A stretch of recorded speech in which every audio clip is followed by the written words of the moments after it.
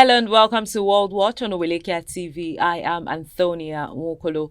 More than 34 million Americans are preparing for extreme temperatures as a heat dome descends on the western part of the U.S. this week.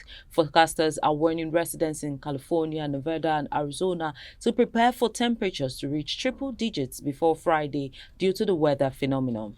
Later in the week, extreme temperatures are expected to reach parts of the Pacific Northwest. Similar temperatures last year killed at least a dozen people in the American Southwest, and U.S. Border Patrol in Texas has already issued a warning that 4 migrants attempting to enter the U.S. died over the weekend due to heat-related illnesses.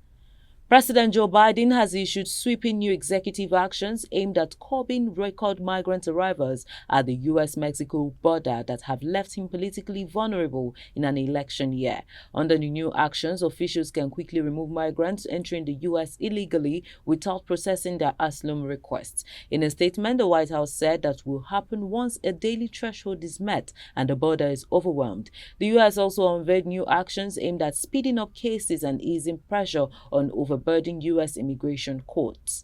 The Republican-led U.S. House of Representatives passed legislation that would impose sanctions on the International Criminal Court over its prosecutor's decision to seek arrest warrants for Israeli officials related to the war in Gaza. The vote was 247 to 155, with 42 Democrats joining Republicans in backing the measure. There were no Republican nay votes, although 2 voted present. The measure is not expected to become law, but reflects continuing support for Israel in Congress amid international criticism over the Middle East country's campaign in the Gaza Strip.